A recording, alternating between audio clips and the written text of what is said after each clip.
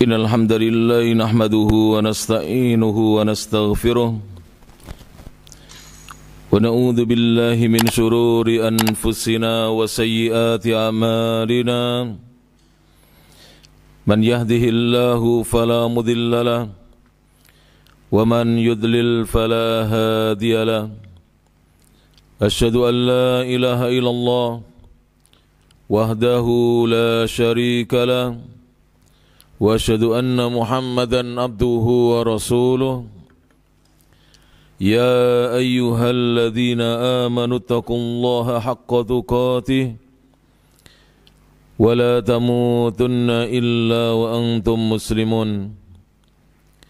Ya ayyuhan nasu taqu rabbakumul ladzi khalaqakum min nafsin wahidah wa khalaqa minha zawjaha وبث منهما رجالا كثيرا ونساء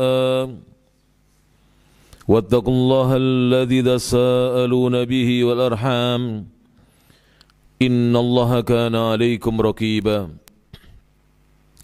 يا أيها الذين آمنوا اتقوا الله وقولوا قولا سديدا يصلح لكم أعمالكم ويغفر لكم ذنوبكم ومن يطع الله ورسوله فقد فاز فوزا عظيما أما بعد فإن أصدق الحديث كتاب الله وخير الهدى هدى محمد صلى الله عليه وعلى آله وسلم وشر الأمور محدثاتها فإن كل محدثة بدعة wa kullu bid'atin dhalalah wa kullu dhalalatin finnar.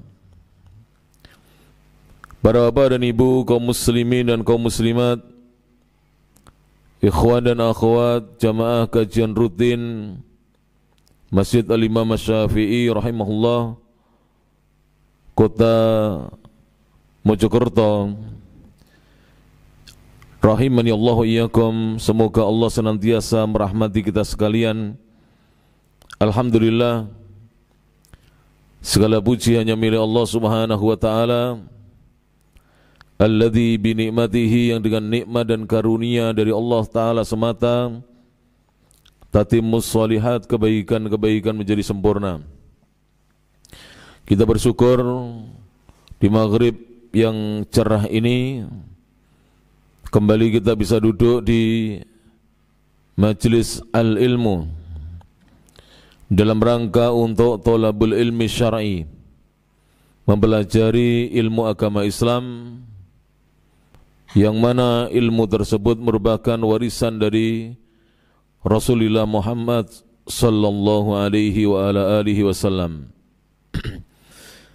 Para bapak dan ibu, kaum muslimin dan muslimat rahimani Allah wa iyyakum, melanjutkan kajian kitab yang berjudul Al-Wasatiyyah wal I'tidal, sikap pertengahan dan adil, wa atharuhuma, dan apa pengaruh dari keduanya, ala hayatil muslimin, terhadap kehidupan kaum muslimin. Jadi kaum muslimin di dalam agama Islam dituntut untuk memiliki dua sikap ini, yaitu al-wasatiyah, bersikap pertengahan, tidak ekstrim ke kanan dan tidak pula ekstrim ke kiri. Dan inilah petunjuk dari Nabi SAW kepada kita, agar kita tidak ikut yang menyimpang baik ke kiri maupun ke kanan, baik yang al-ghulu, menempuh jalan berlebih-lebihan dalam beragama, maupun al-jafa, yang sama sekali tidak memperdulikan agamanya. Jadi kita adalah orang-orang yang insya Allah diberi hidayah untuk peduli dengan agama kita. Di samping itu, kita tidak ghulu dalam beragama, tidak berlebih-lebihan di dalam beragama, karena dua-duanya tercela. Baik yang menempuh jalan al-ghulu, sikap berlebih-lebihan dalam beragama, maupun al-jafa, sikap melalaikan tuntunan agama Islam.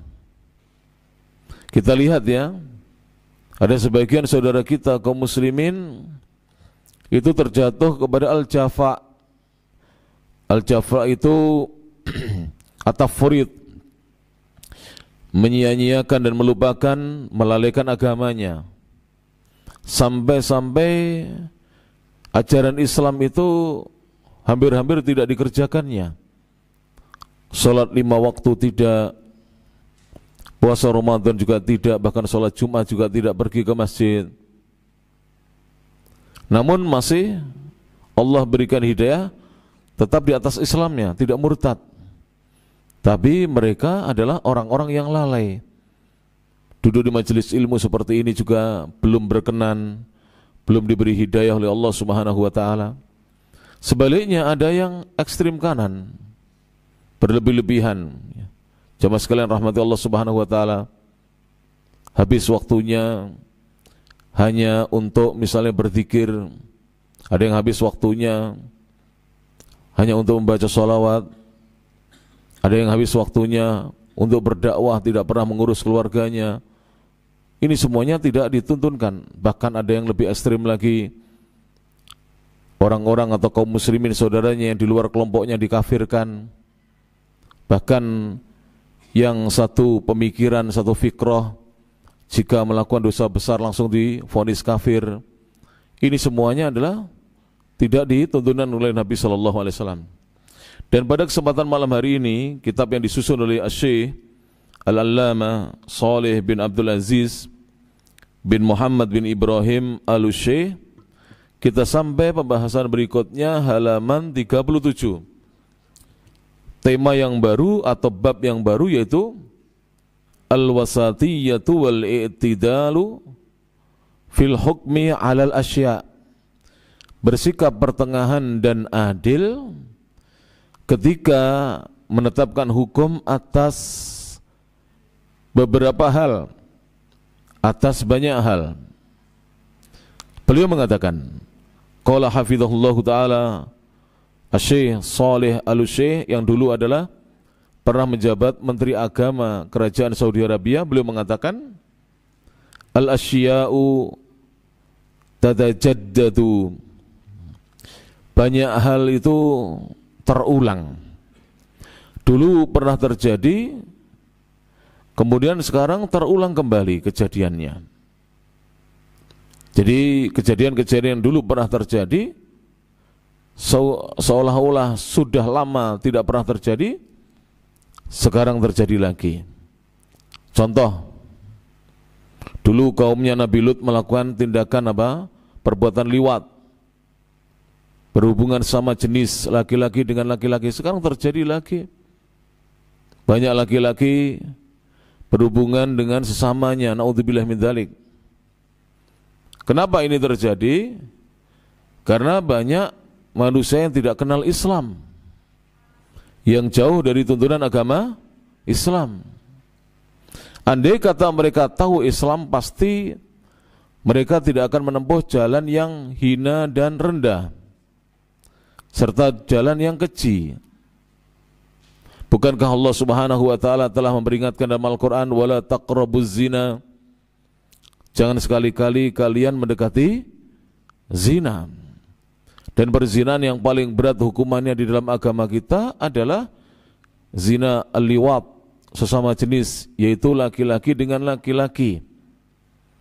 Adapun zina yang paling ringan hukumannya dalam Islam adalah zinanya perempuan dengan perempuan, dicambuk masing-masing 100 kali cambukan. Lalu yang di atasnya adalah zinanya seorang pemuda yang masih perjaka, belum pernah menikah, dengan pemudi yang masih gadis perawan, dicambuk masing-masing 100 kali dan diasingkan selama 1 tahun, dibuang selama 1 tahun. Kemudian zina yang di atasnya lagi adalah zinanya laki-laki dan perempuan yang sudah muhson dan muhsonah, yang sudah pernah menikah, baik statusnya masih berstatus seorang suami dan istri maupun sudah duda dan janda.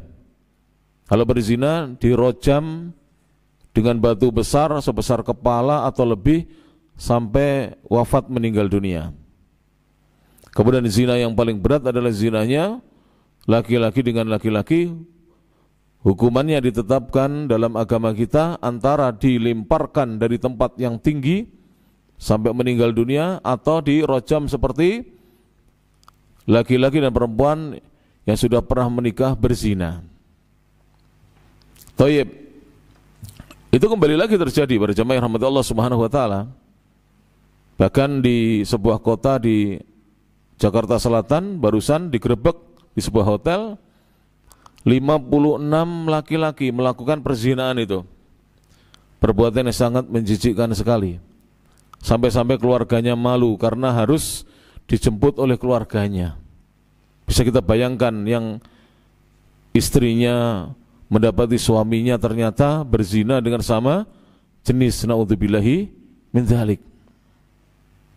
Kemudian beliau mengatakan, wal qadaya tatanawwa, dan kasus-kasus pun yang terjadi di tengah-tengah masyarakat bermacam-macam. Ya, kasus-kasus yang terjadi. Maka mintalah tolong kepada Allah Subhanahu wa taala jamaah sekalian agar kita dijauhkan dari perkara-perkara yang melanggar agama maupun melanggar aturan negara. Jangan sampai terjadi pada jemaah. Ya rahmati Allah Subhanahu wa taala. Kalau berbisnis jangan berbohong ya. Kan barusan kita lihat di medsos itu. Bos skincare masuk apa? Penjara. Terkena kasus. Maka kalau kita misalnya berbisnis, membuat perusahaan, maka hendaknya kita jalani prosesnya mulai dari izin pendirian perusahaannya. Kalau barang kita terkait dengan kesehatan depkesnya dan seterusnya. Agar kita betul-betul ya, oleh Allah Subhanahu wa taala dijaga dan usaha kita diberkahi oleh Allah Subhanahu wa taala. Jadi kasus-kasus bermacam-macam. Belum lagi kasus korupsi yang besar. Negeri kita ini korupsinya tingkatnya besar. Alhamdulillah pemerintah turun tangan untuk menanganinya. Tapi setidaknya setiap muslim harusnya menjaga dirinya tidak akan memanfaatkan, mempergunakan atau mengambil sesuatu yang bukan hak dan miliknya. Harus amanah kalau kita menjadi bendahara atau kita menjadi kepala keuangan, harus kita amanah. Menjaga diri dari hal-hal yang diharamkan oleh Allah Subhanahu wa taala. Kemudian kalau kita majikan atau pimpinan harus memperhatikan bawahannya. Pimpinan pondok pesantren, kepala sekolah memperhatikan para santri dan para santriwatinya. Bahkan tidak boleh apa? Justru sekarang ini yang terjadi sebaliknya. Menodai santrinya atau santriwatinya, naudzubillah min dzalik. Sampai ada yang ya tersandung kasus melakukan sodomi terhadap santri laki-lakinya di hotel yang ada di Makkah Al-Mukarramah, naudzubillah min dzalik. Ini karena tidak menjaga diri dari hal-hal yang diharamkan oleh Allah Subhanahu wa taala. Karena kasus-kasus itu bermacam-macam. Kemudian wa kullu yaumin lana fihi jadid, atau wa kullu yaumin, dan setiap harinya lana kita memiliki fihi, di hari itu jadid, sesuatu yang baru. Coba ya, di hari-hari di mana kita hidup ini ada hal yang baru saja ya, baru di hari-hari kita. Makanya para jamaah, saya menasihatkan kepada diri saya pribadi dan para jamaah bapak dan ibu, khususnya kita yang sudah lama belajar agama ini, mari kita jaga sholat 5 waktu. Karena sholat itu inna sholata tanha anil fahsya'i wal munkar.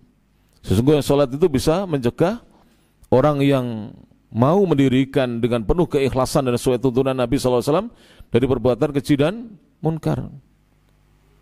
Insya Allah kalau kita selalu mendirikan sholat terjaga, walaupun di kantor kita ada teman wanita, kita tidak akan mengajaknya berselingkuh.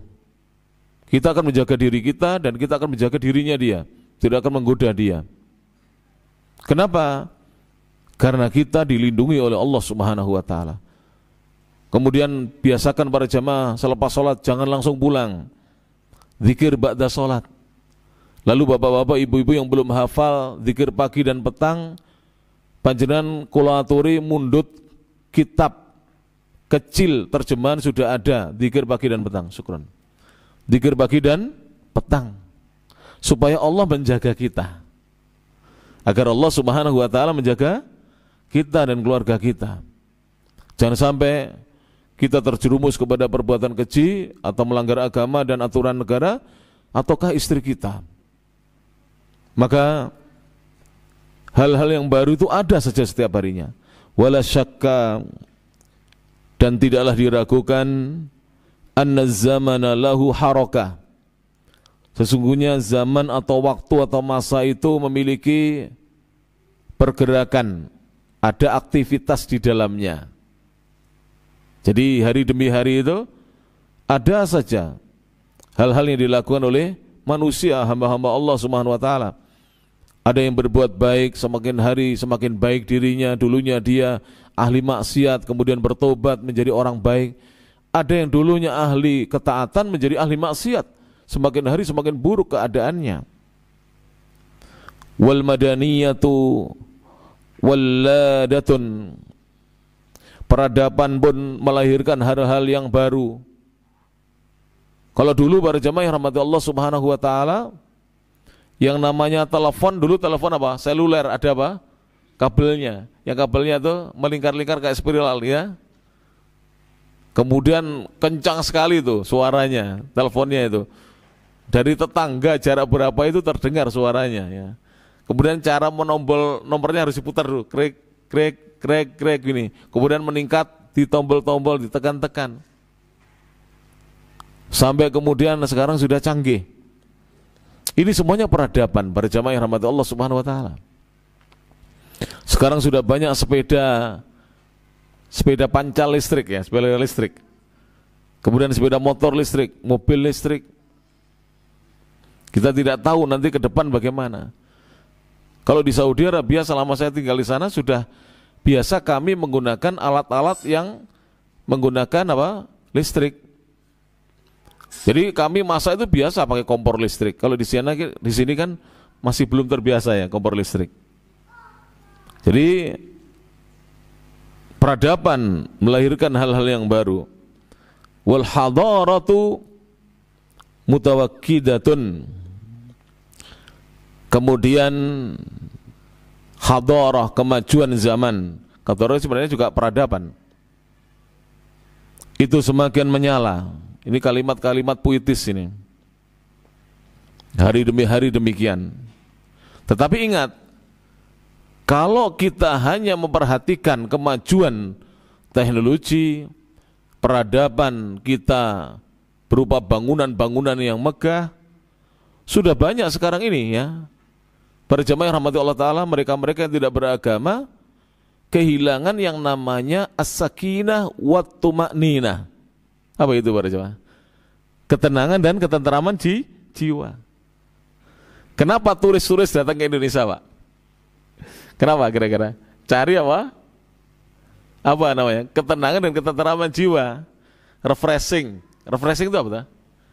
Merefresh kembali kehidupannya yang sudah sumpek, bunek, ya, penat dan seterusnya. Terus apalagi istilah orang sekarang yang baru-baru apa? Healing, pengobatan. Berarti jiwanya perlu diobati ini. Alhamdulillah kita hampir kadang-kadang 1 tahun tidak pernah rekreasi gitu. Betul tidak Bapak? Ya, nanti hari raya Pak diajak rekreasi istri-istrinya Pak. Saya juga begitu ya. Tahun kemarin tidak rekreasi belas ya.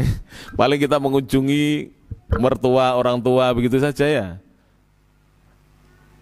Jadi kenapa? Karena kita sudah bahagia Pak. Orang Islam itu sudah bahagia. Jadi kita kan belum pernah studi banding ya. Mengkomparasikan bagaimana kehidupan kita dengan mereka Pak. Makanya pernah saya singgung, saya sepil dalam pengajian saya. Kenapa sekarang bule-bule wanita-wanita, gadis-gadis bule dari barat mau menikah dengan pemuda Indonesia yang dari sisi fisik pas-pasan, bahkan pendek, bahkan hitam kulitnya, tidak tampan. Padahal pemuda-pemuda ini, Pak, di Indonesia tidak laku, Pak, karena gadis-gadis Indonesia ini cari pemuda yang gagah, tinggi, putih, sarjana, kan begitu. Pekerjaannya mentereng, gajinya besar, kan begitu. Punya yang serba pribadi, kendaraan pribadi, mobil pribadi, rumah pribadi. Tapi gadis-gadis bule mau dengan pemuda-pemuda Indonesia yang sebenarnya di Indonesia sendiri tidak laku. Kenapa, Pak? Pernah saya sampaikan ini di studi, Pak, diteliti. Dan ini bagus teman-teman yang kuliah ya di sekolah-sekolah umum, ini jadikan sebagai studi, Pak. Ternyata katanya pertama, kalau pemuda Indonesia menikahi seorang wanita, dia akan tanggung jawab memberikan nafkah.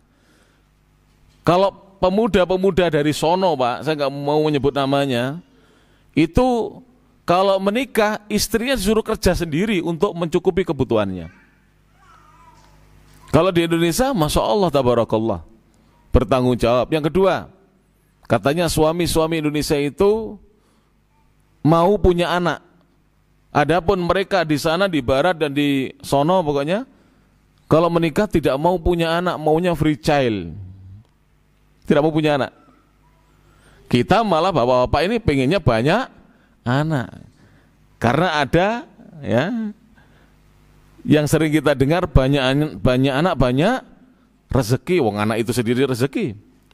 Para jemaah yang rahmati Allah Subhanahu wa taala, buktinya bapak-bapak setiap tambah anak rezekinya bertambah. Dulu ketika anak pertama mau lahir belum punya motor, lahir anak pertama bisa beli motor, lahir anak kedua bisa beli mobil yang lama-lama, lahir anak ketiga bisa beli toko dan seterusnya. Dan itu nyata itu. Kemudian yang ketiga apa, para jemaah?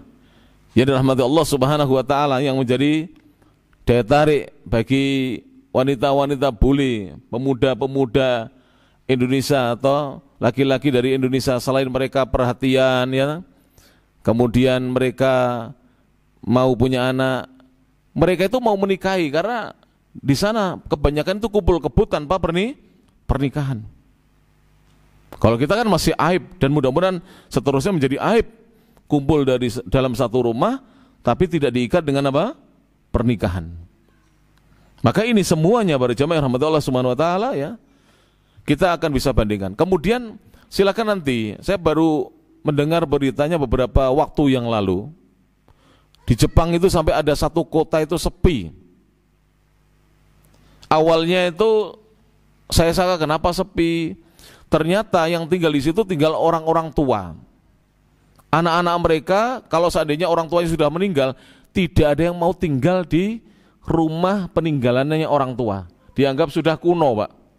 Sudah tidak modern lagi. Jadi maunya tinggal di kota, tidak mau tinggal di desa. Sampai mahasiswa yang sekolah di Jepang, kemudian tenaga kerja asing yang bekerja di Jepang itu ditawari untuk tinggal di situ dengan kontrak yang harganya murah, nilainya murah. Sepi. Napa kita bedol desa ke Jepang, Mbak? Ngontrak teng mriko murah ya. Timbangan itu mriki awis ta? Ya. Kalau bisa sepeda motoran saya berangkat ke sana, Pak. Ya, kita dakwah di Jepang. Nggih, makanya jenengan dados panitia pengajiannya. Saya yang isi pengajian insyaallah dengan satu-satu yang lain. Ada satu kota itu sampai ditinggalkan seluruh penghuninya, Pak. Sepi, tidak ada tinggal di sana. Makanya pernah saya singgung juga, negara Jepang itu diprediksi tahun 2030 penduduknya tinggal kurang dari 70 juta. Karena sekarang ini sensus terakhir tahun 2023 atau 2022, angka kelahiran hanya 700 ribuan, angka kematian 1.500.000 lebih. Jadi 2 kali lipat angka kematiannya. Sehingga tinggi angka apa? Kematian, penduduknya akan berkurang. Mau ikut orang-orang yang tidak beragama, Pak? Seperti itu. Nanti lama-lama negaranya itu apa? Akan bangkrut. Jerman, antum kalau pernah dengar ya, saya punya saudara yang dia memberangkatkan orang-orang untuk kuliah di Jerman, dan pernah istrinya kuliah S2 di Jerman. Cerita, Jerman itu ya, mahasiswa-mahasiswa yang bekerja yang belajar di sana, berkuliah di sana, itu diminta untuk membantu mereka bekerja. Ternyata mereka itu statistik dari penduduk itu jumlah orang tuanya lebih banyak daripada anak-anak. Jadi beginilah. Jadi orang-orang yang usia pensiun lebih banyak daripada usia produktif. Produktif itu usia berapa? Yang masih produktif. Katanya 35 sampai 60. Makanya kan kalau kita kerja di pabrik, HRD mesti apa? Usia tidak boleh lebih dari 35 tahun. Pegawai negeri juga begitu, hampir sama.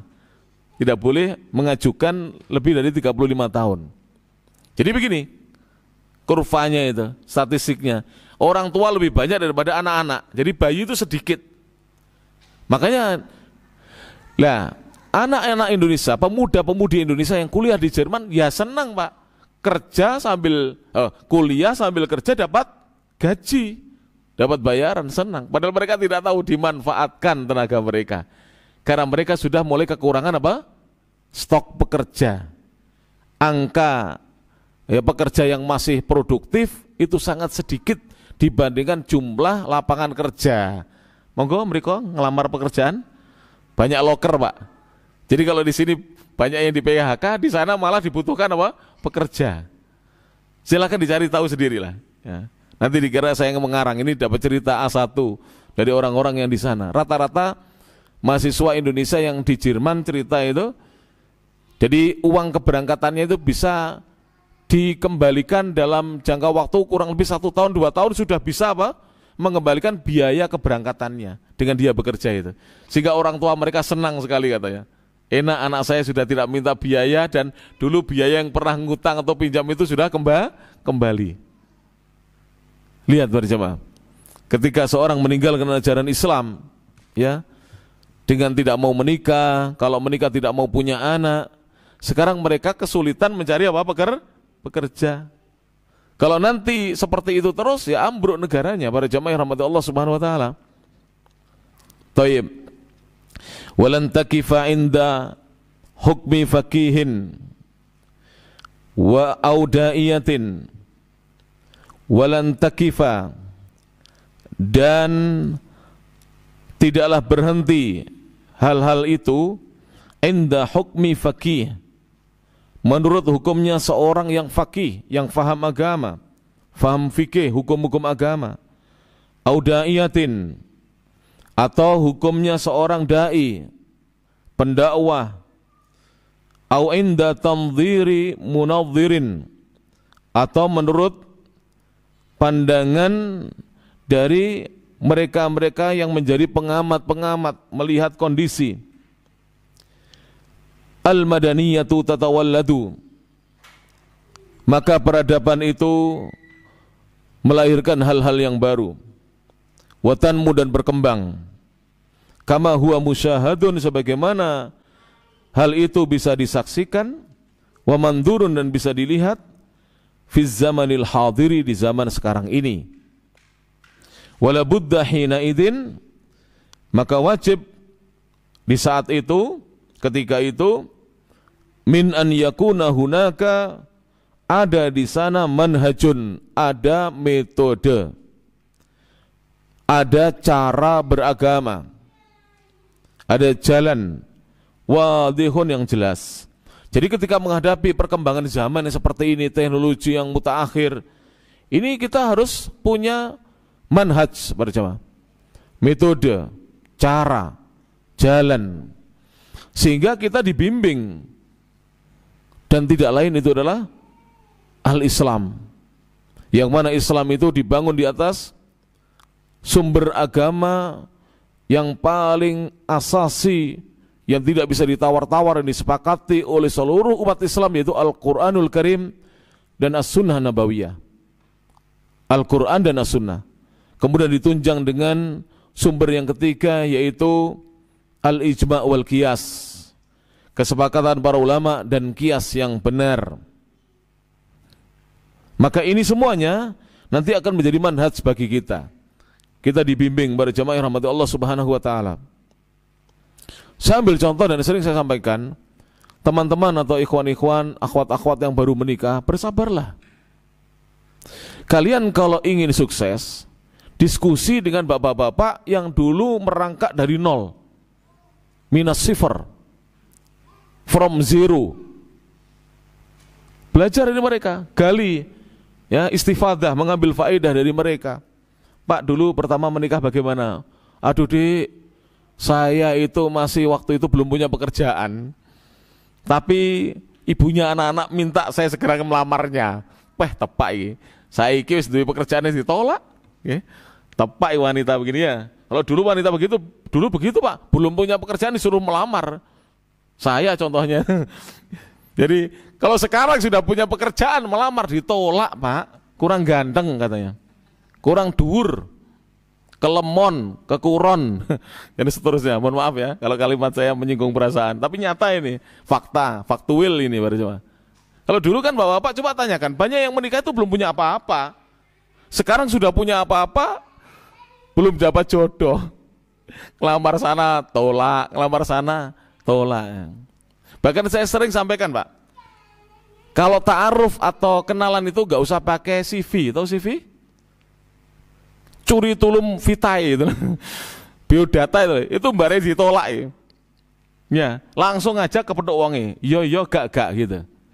Gara-gara CV, wah lah ini senengannya ini sini gak cocok, akhirnya gara-gara hobi dan kesenangan makanannya tidak cocok ditolak.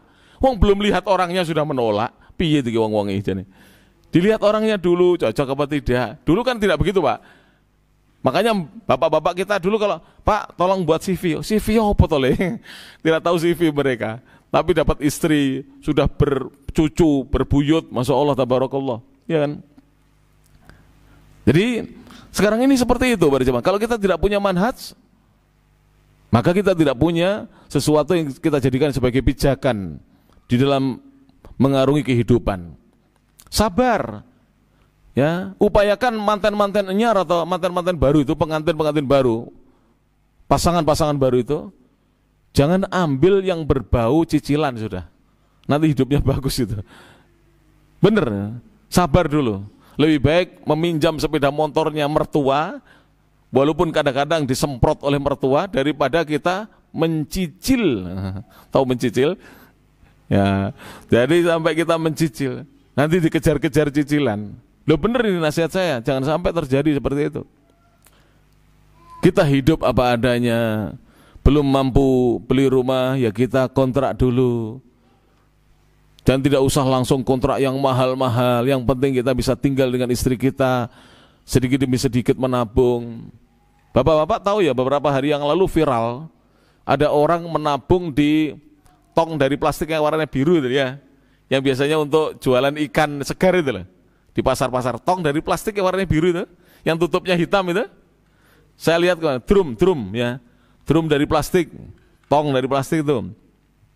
Yaitu dia nabung, dia ini tukang bengkel, saya tidak tahu bengkel reparasi atau bengkel tambal ban. Yang jelas dia tukang bengkel. Setiap ada sisa uang, recehan, bukan uang kertas itu, recehan dimasukkan ke tong itu, sampai penuh. Tongnya dibuka, isinya di total itu, saya tidak tahu ini berapa jam itu, mentotal uang recehan sebanyak itu, 70 juta Pak.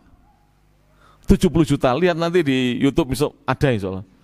Itu 8 tahun saja itu menabung, 70 juta. Lah kita sudah menikah berapa tahun, tidak punya tabungan. Nabung Pak, tapi kalau sudah nabung jangan diambil, harus konsekuen itu.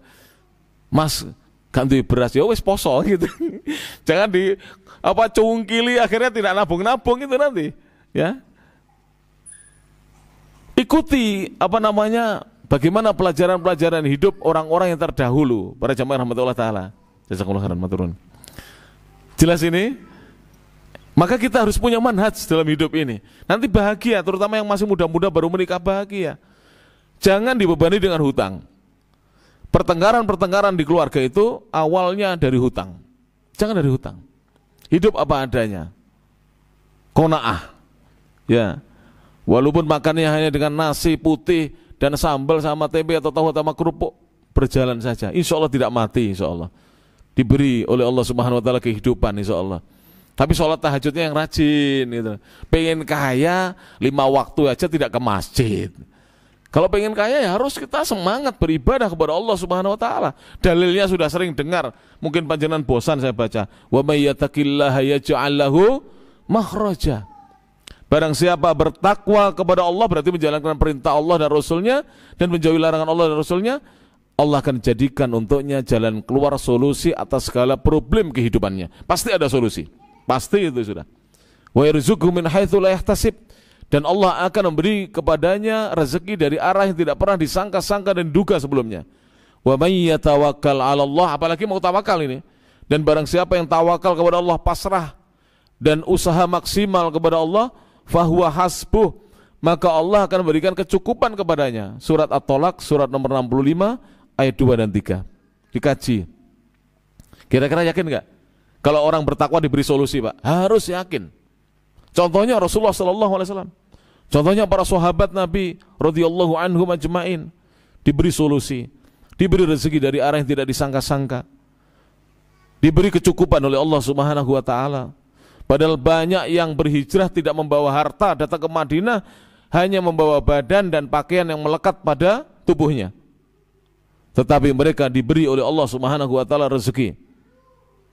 Dan ini harus kita teladani. Jadi kita sering ngaji, tapi kita kadang-kadang tidak meneladani mereka. Terus kemudian para pebisnis, ya rahimani Allah wa iyyakum. Karena ini termasuk kasus-kasus bisnis di zaman ini. Kalau ingin bisnis, jangan menunggu punya modal. Itu salah mindset namanya. Mindset itu apa tuh bahasa Indonesia ini? Pola pikirnya salah. Cara berpikir pebisnis, kalau bisnis harus punya modal, salah besar. Bukan salah kecil, itu besar dan salahnya parah. Kalau seperti itu, Abdurrahman bin Auf tidak akan menjadi pebisnis di Madinah. Wong meninggalkan Mekah tidak boleh membawa hartanya, dicegah oleh orang-orang kafir, oleh musyrikin Mekah.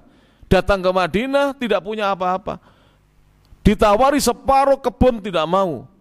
Disuruh memilih istrinya sahabat, nanti kalau sudah diceraikan setelah habis masa iddah disuruh menikahi, tidak mau. Tapi dia mengatakan dulluni ala suq, tunjukkan aku di mana pasar. Pergi ke pasar. Ada yang pernah pergi ke pasar, Pak, gak bawa modal? Ada yang pernah, Pak? Saya sudah mencoba. Pergi ke pasar tidak bawa modal. Bahkan terakhir saya pergi ke pasar, Pak, tidak bawa apa-apa saya.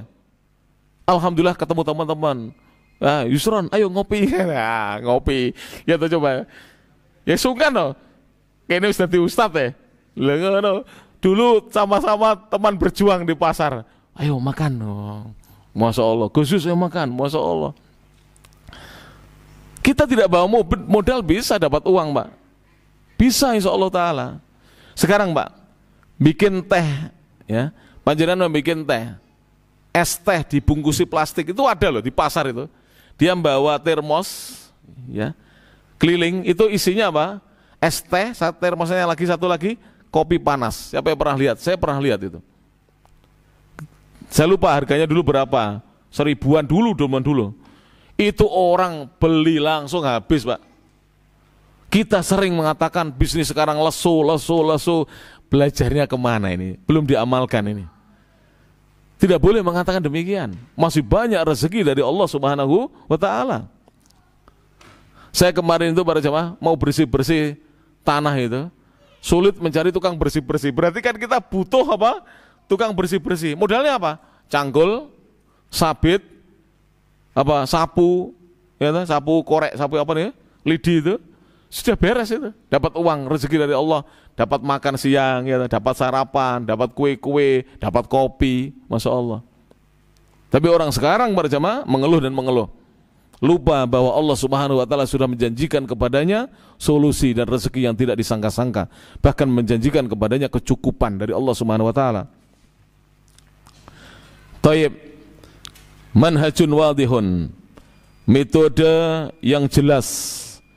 Mu'tadilun, yang pertengahan, fil hukmi, di dalam menghukumi, alal asyai, atas segala sesuatu, atas hal-hal, wal awda'i, dan menghukumi atas kondisi dan keadaan-keadaan, wal ashkhasi, dan menghukumi atas pribadi-pribadi atau person-person, wal afkari, dan menghukumi atas pemikiran-pemikiran, wa ma yutrahu, dan apa saja yang disampaikan dari pemikiran-pemikiran itu, wan nawaya, dan menghukumi atas niatan-niatan seseorang, wal maqasidi, dan tujuan-tujuan dalam hidupnya, wal mustama'ati, dan menghukumi atas masyarakat-masyarakat, wad duwali, negeri-negeri atau negara-negara, wal ulama'i, menghukumi atas para ulama, wad du'ati, dan menghukumi atas para dai, wan nasi, dan menghukumi atas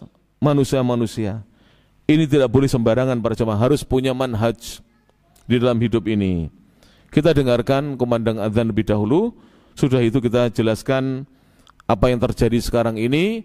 Karena tidak punya manhaj, maka sekarang ini yang terjadi adalah sebaliknya, bukan ketentraman hidup, justru yang terjadi adalah hal-hal yang tidak kita inginkan. Wallahu a'lam bishawab. Jadi sekarang seorang itu serampangan dalam menghukumi segala sesuatu. Terkadang berjamaah rahmatullah ta'ala menghukumi kondisi dan keadaan, gampang menghukumi person-person dan pribadi, padahal datanya tidak valid. Tidak boleh itu para jemaah rahmatullah subhanahu wa ta'ala. Ya, sekarang kan mudah begitu. Akhirnya sekarang ini manhaj menjadi tidak jelas. Guru kami Syekh Dr. Shalih bin Fauzan bin Abdillah Al-Fauzan pernah mengunjungi Syekh Dr. Aid Al-Qarni, yang dikatakan pemikirannya pemikiran ikhwani. Langsung orang berkomentar. Untungnya yang mengunjungi Syekh Shalih Fauzan. Nah, kalau bukan Syekh Shalih Fauzan mungkin sudah dihabisi. Tidak boleh seperti itu. Ini orang tidak paham manhaj namanya. Beberapa dai kadang-kadang menyebutkan, ambil contoh saja saya kadang-kadang menyebutkan, menukil, ya, ada Gus yang namanya Gus Bahak menyebutkan demikian, langsung, oh Muhammad Yusron Mustafa Al-Jawi sekarang lembek, manhajnya sudah lembek katanya. Ini orang tidak paham. Berjamaah rahmatullah, apalagi tidak belajar fikih dakwah, fikih di dalam berdakwah. Orang tidak paham begitu. Gus Bahak itu saudara kita, beliau orang alim. Nanti saya memuji begini langsung, oh Yusron sekarang adalah apa? Memuji-muji Gus Bahak. Gus Bahak orang alim memang. Oh, alim betul itu. Kalau Gus Ikdam belum begitu alim. Kalau Gus Bahak alim.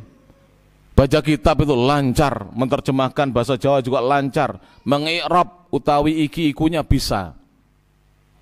Pokoknya kiai kalau bisa menerjemah bahasa Jawa dengan i'rabnya, ada utawi iki-iku, ing dalem ing, ya, kang, itu maka orang alim ini, karena tahu nahwu dan sorof, tahu nahwu. Sekarang tidak boleh kita menghina ulama-ulama seperti ini. Kalau kita mendapati beliau melakukan kesalahan, datangi rumahnya atau disurati atau di WA, kemudian kita sampaikan nasihatnya, sampaikan dalil hujah kita. Sekarang kan tidak. Saya berjamaah ditahdir oleh mbak-mbak, tidak bisa baca kitab, nahdir saya. Innalillahi wa inna ilaihi rajiun. Gara-gara saya menyebut nama seorang ustadz lulusan Lipia. Padahal ustadz itu teman saya dari kecil. Jadi saya nggak boleh menyebut nama teman saya dari kecil, karena dianggap ustadz itu ikut partai ini. Saya sampaikan ya bapak-bapak ya, panjenengan itu di dalam beragama itu pertengahan, tidak boleh hulu, tidak boleh cuek, tidak boleh lalai. Misalnya ada saudara kita aktif di partai, jangan dibenci. Kalau dia memang jadi anggota DPR, anggota BPD namanya, BPD, anggota DPRD, sampaikan. Kalau kita dai, saya biasa ketemu dengan teman-teman partai, Ustadz, saya bilang gitu, saya panggil Ustadz kalau dia Ustadz, kalau Pak, tolong Pak perjuangkan Islam, karena memperjuangkan Islam itu sama dengan memperjuangkan seluruh rakyat Indonesia, saya bilang gitu. Kenapa? Mayoritas di Indonesia. Nanti yang non Muslim ikut diperjuangkan juga, tapi perjuangkan Islamnya, saya bilang gitu. Antum sudah dapat amanah dari rakyat, sudah menjadi pejabat. Lah kita tidak mengolok-olok, tidak pernah titip pesan kebaikan kepada mereka. Mereka semakin benci dengan dai-dai sunnah. Kenapa? Dai-dai sunnah tidak bisa membawa diri. Pemikirannya masih dikungkung dengan naudzubillah komunitas-komunitas tertentu. Tidak boleh. Umat Islam itu bersaudara, para jemaah. Yang ngaji sunnah, yang ngaji salafi, yang ikut pengajian di Muhammadiyah, di NU, Al-Irsyad, Persis, itu saudara kita semuanya. Kalau saudara kita salah, kewajiban kita adalah mengingatkan. Sebagaimana sabda Nabi SAW, "Man ra'a minkum munkaran falyughayyirhu biyadihi." Barang siapa di antara kalian yang melihat satu kemungkaran, maka rubahlah dengan tangannya kalau dia penguasa atau pemimpin yang punya kekuasaan. Fa illam yastati, kalau dia tidak mampu, fa bilisani, sampaikan dengan lisannya. Fa illam yastati, kalau dia tidak mampu, fa biqalbi, maka dengan hatinya. Wa dzalika at'aful iman, dan mengingkari kemungkaran dengan hati itu adalah selemah-lemahnya iman. Saya beri contoh ya, para jemaah. Di sini ada madrasah, apa namanya, SD Tahfidz, apa namanya? MI Tahfidz namanya ya. Di bawah Yayasan Imam Syafi'i ya. Yayasan As-Sunnah. Kalau misalkan panjenengan mendapati ada ketidakbenaran, kekurangan, kekhilafan, diingatkan, jangan dibicarakan di luar. Datangi kepala sekolahnya, datangi yayasannya, sampaikan nasihat. Yang gentle pada zaman sebagai seorang muslim, perbaiki. Jadi seperti itu. Alhamdulillah, saya sering ya diundang dalam acara yang sama. Saya pernah sama Ustadz Abdul Amin dari pondok-pondok sunnah, hanya kami berdua diundang di aula muktamarnya pondok pesantren Hidayatul Mubtadiin Lirboyo, pondok pesantren terbesar se-Indonesia. Santrinya sekarang 45.000. Saya diundang di sana sama Ustadz Abdul Amin. Alhamdulillah. Kiai-kiai yo lihat ya. Ternyata kiai yang berjenggot itu banyak juga. Ternyata kiai yang sarungnya tidak isbal, yang di atas mata kaki banyak, yang tinggi-tinggi sarungnya banyak. Ternyata kiai-kiai yang lurus jalannya banyak. Yang anti kesyirikan masih banyak, Pak. Baru kita ketemu kalau begitu. Lah kita kan gebyah-uyah gitu kadang-kadang. Tidak boleh pada jemaah yang rahmati Allah Subhanahu wa taala. Masya Allah. Dan saya pernah diundang juga pertemuan dengan Muspika. Di situ ada Muhammadiyah, ada Nahdlatul Ulama, ada dari MUI, ada dari Departemen Agama, ada dari Polsek, ada dari Koramil, dan instansi yang lainnya. Alhamdulillah. Dan begitu seharusnya. Tapi sekarang ini lucu, ada dai-dai kita, dai sunnah di MUI dicaci maki. Syatul Qarnain di MUI dicaci maki, Ustadz ini, Masya Allah, tabarakallah. Itu justru kehormatan ketika dai bisa di MUI. Alhamdulillah. Saya sudah pernah diundang di MUI di Jakarta, di pusat, ketemu dengan tokoh-tokohnya, Masya Allah, tabarakallah. Dan di antara yang pernah saya sampaikan pada jamaah yaitu MUI menganjurkan kita, bahkan setengahnya mewajibkan untuk setiap muslim itu rekeningnya diganti dengan rekening apa? Yang syariah. Dan alhamdulillah sekarang ini kita sudah punya Bank Syariah Indonesia. Itu perjuangan tokoh-tokoh agama yang tergabung di MUI. Saya sampaikan kepada panjenengan. Tokoh-tokoh agama kita yang tergabung di MUI berjuang sehingga diterima oleh pemerintah Republik Indonesia. Dan sulit, Pak, ya. Pemerintah yang bentuknya republik, bukan bentuknya kerajaan ya, menerima adanya bank syariah yang milik pemerintah, milik negara. Dan ini adalah kehormatan. Alhamdulillah, yang belum punya BSI ya, bikin, Pak. Tapi jangan kemudian mengata-ngatai BSI dulu, karena namanya bank baru berkembang itu mesti ada apa? Trouble-nya, ada kesulitannya. Hal yang wajar. Kalau kita tidak mendukung, kapan mereka maju? Maka beberapa tokoh agama itu menganjurkan, bahkan ada yang mengatakan wajib kita punya BSI. Kenapa? Ini bentuk kita mengingkari riba. Bentuk kita mengingkari apa? Riba. yang berbau konvensional yang riba. Dan kita tahu Allah Ta'ala mengatakan wa ahallallahu al-bai'a wa harrama ar-riba. Allah menghalalkan jual beli dan Allah mengharamkan riba. Jadi seperti itu para jemaah ya rahmati Allah Ta'ala. Dan ini bagian dari apa? Al-wasatiyah, sikap pertengahan. Maka kita tidak boleh menghukumi person-person, kita tidak tahu para jemaah perjuangannya. Apalagi panjenengan tidak tahu perjuangan tokoh-tokoh agama yang tidak ringan.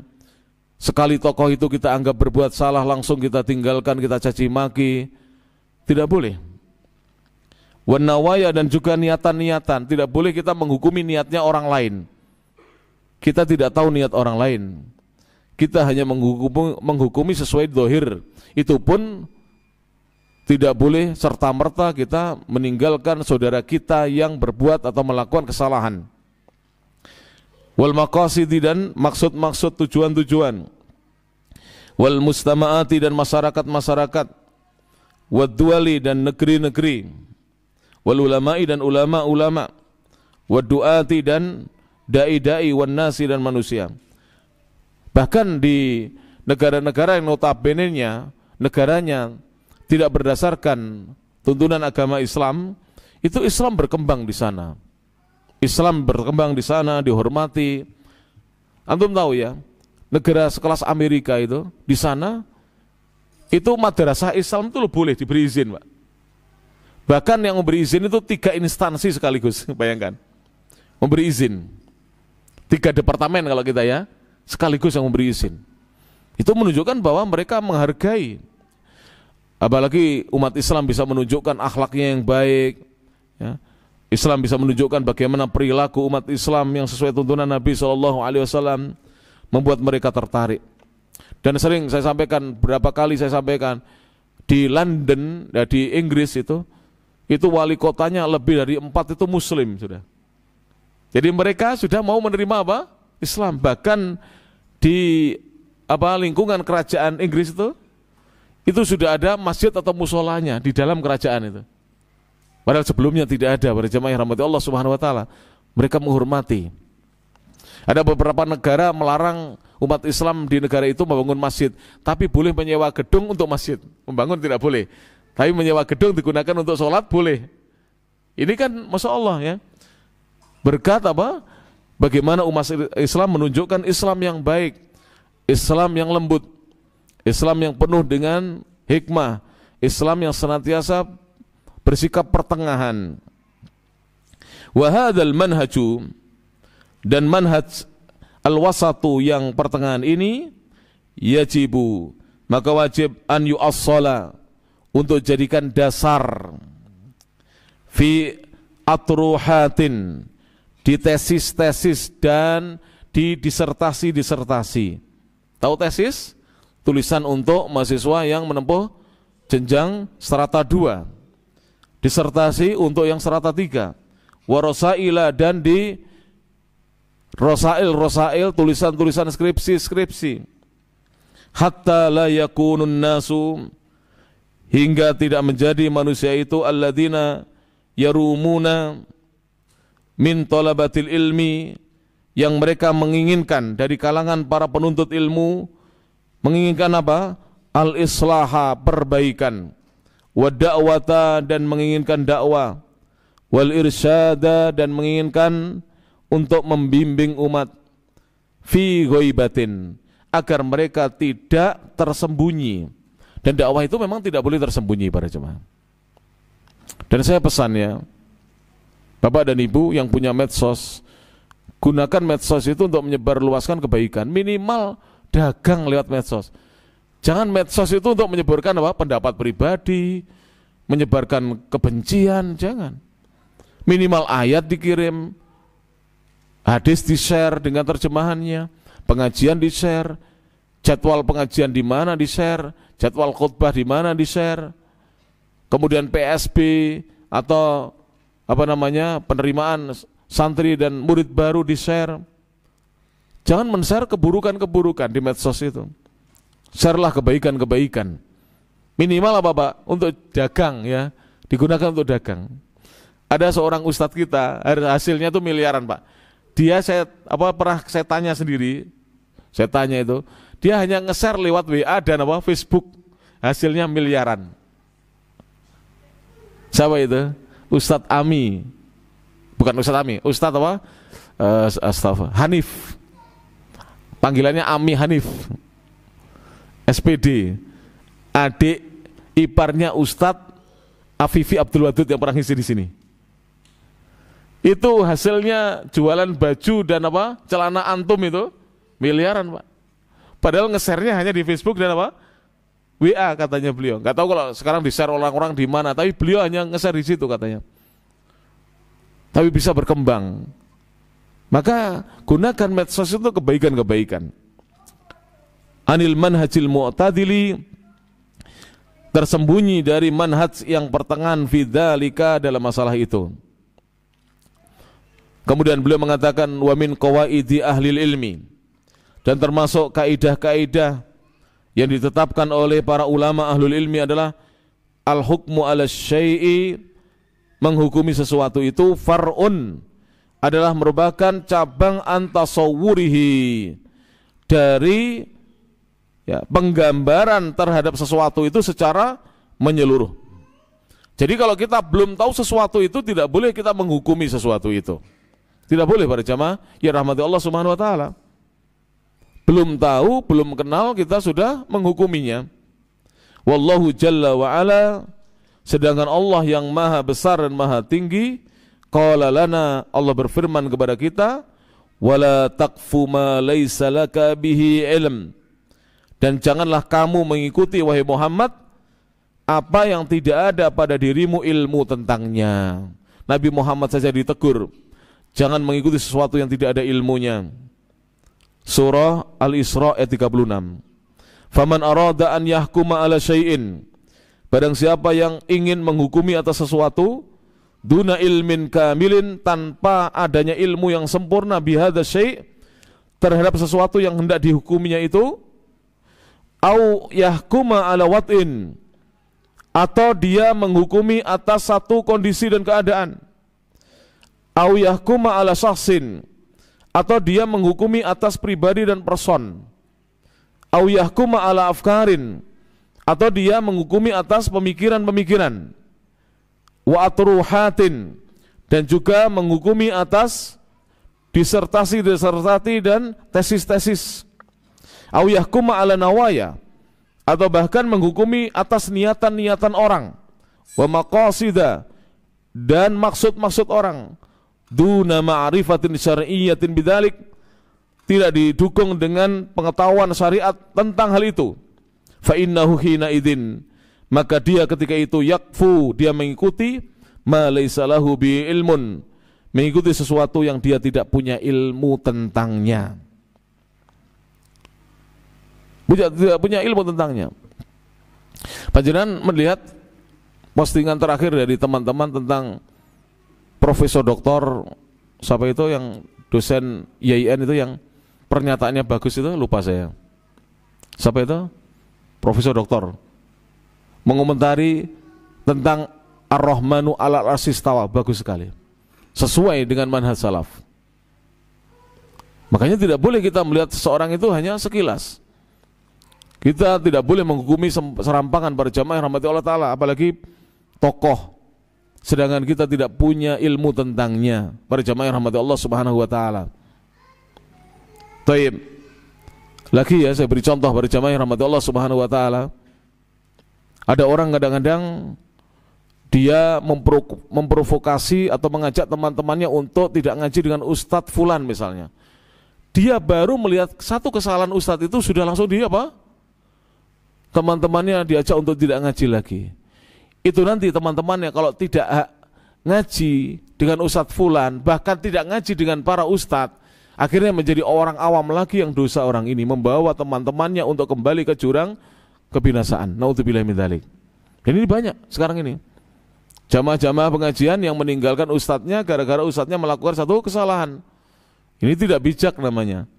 Ini tidak punya manhaj dalam beragama. Kalau seandainya manusia berbuat salah satu kali kita tinggalkan, tidak ada manusia yang tidak punya salah kecuali para nabi dan para rasul. Tidak ada manusia yang tidak punya salah. Nabi sendiri yang mengatakan, kullu bani Adam khata'. Setiap anak Adam itu adalah orang yang banyak berbuat khata', salah. Wa khairul khata'ina at-tawwabun. Dan sebaik-baik orang-orang yang banyak berbuat salah adalah mereka-mereka yang banyak bertobat kepada Allah Subhanahu wa taala. Kita tidak tahu kiai kita, ustadz kita sudah bertobat kepada Allah Subhanahu wa taala, tapi kita masih mencaci makinya. Kita tidak tahu teman kita yang kita caci maki sudah bertobat, tapi kita masih mencaci maki dia. Nah, ini pelajaran dari hal tersebut para jamaah yang rahmati Allah Subhanahu wa taala. Termasuk ya, ada seorang dai, saya sebut seorang dai saja, nggak boleh menyebut nama ya. Beliau mengatakan bahwa tayamum itu hanya sampai pergelangan tangan, tidak ada tayamum sampai siku. Maka lebih baik mengatakan jangan begitu. Para jamaah, yang saya pelajari, yang saya tahu tayamum itu yang paling rajih hadisnya sampai siku, itu selamat. Saya tidak tahu pendapat yang lain, selesai selamat. Tapi kalau mengatakan tidak ada tayamum sampai siku, padahal hadisnya disahihkan oleh para ulama, di antaranya Imam Al-Albani dalam kitab Sunan Abi Dawud. Tayamum sampai siku. Para jamaah yang rahmati Allah taala, maka kita kalau tidak tahu jangan menghukumi sesuatu yang kita tidak tahu tentangnya. Sekarang sering begitu para jamaah. Sebagian jamaah yang sudah lama ngaji bahkan tidak boleh seperti itu. Kita harus tanyakan dahulu. Dulu beberapa ustadz yang lulusan luar negeri baru pulang dari luar negeri, itu sudah saya pernah sampaikan ya, sholat subuh di masjid yang memakai kunut subuh, itu ikut kunut, langsung dicela. Kenapa ustadz itu ikut kunut? Kan kunut hadisnya dhaif. Dia belum belajar.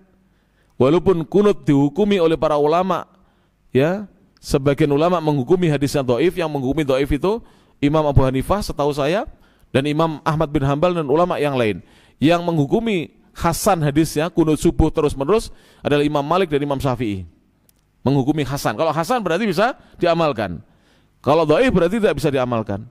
Tetapi ingat, dari keterangan-keterangan dia, athar Imam Ahmad kalau sholat di belakang Imam Syafi'i atau ulama-ulama Syafi'iyah, Imam Ahmad ikut kunut, padahal beliau mendhaifkan hadisnya. Lah kita ikut siapa kira-kira? Ikut Imam Ahmad atau bukan? Kalau ikut Imam Ahmad, kita ikut kunut. Kalau imam kita membaca kunut, jadi bukan tangannya begini. Sebab ada ustadz yang mengatakan tidak boleh kunut. Kalau imamnya kunut, tanganmu ya tetap begini lah, menentang ya keterangan dari para ulama. Apalagi ada hadis innama ju'ilal imamu liyu'tama bihi. Sesungguhnya imam itu untuk diikuti. Dan para sahabat pernah, seluruh sahabat yang sholat di belakang Nabi melepas sandal-sandal mereka. Karena Nabi melepas apa? Sandal. Setelah sholat Nabi mengatakan, kenapa kalian melepas sandal-sandal kalian? Ya Rasulullah, kami melihat engkau melepas sandal, kami pun melepas. Wahai para sahabat, aku melepas sandal karena di sandalku ada kotoran yang najis. Jibril memberitahuku. Tapi lihat para sahabat langsung mengikuti siapa? Rasulullah SAW. Ini dalil. Imam itu untuk diikuti. Dan Rasulullah tidak menyalahkan sahabat, hanya memberitahu kenapa kalian melepas sandal. Ibnu Umar pernah sholat di belakang seorang raja, khalifah, yang masih ada pengaruh minuman keras semalam. Jadi raja mabuk, Pak. Rajanya mabuk. Kalau orang sekarang sudah tidak mau sholat di belakang orang yang demikian. Ibnu Umar sholat di belakangnya. Sahabat Rasulullah radhiyallahu anhuma. Lalu selesai salam, assalamualaikum warahmatullahi, assalamualaikum warahmatullahi. Imamnya mengatakan, si raja pimpinan itu mengatakan, mau aku tambah. Katanya. Maksudnya sholatnya ditambah. Waktu itu subuh. Kata Ibnu Umar, seandainya dia menambah, aku akan ikuti dia. Dosanya ditanggung olehnya. Kalau kita langsung pulang, Pak. Ya kan? Karena kurang ilmu. Jadi seperti itu. Ulama-ulama kita berjamaah. Pernah sahabat Abdullah bin Mas'ud, setelah Nabi meninggal dunia di masa kekhalifahannya, kalau tidak salah Utsman bin Affan radhiyallahu taala anhu, itu Utsman ketika di Mina sholatnya itu itmam, disempurnakan.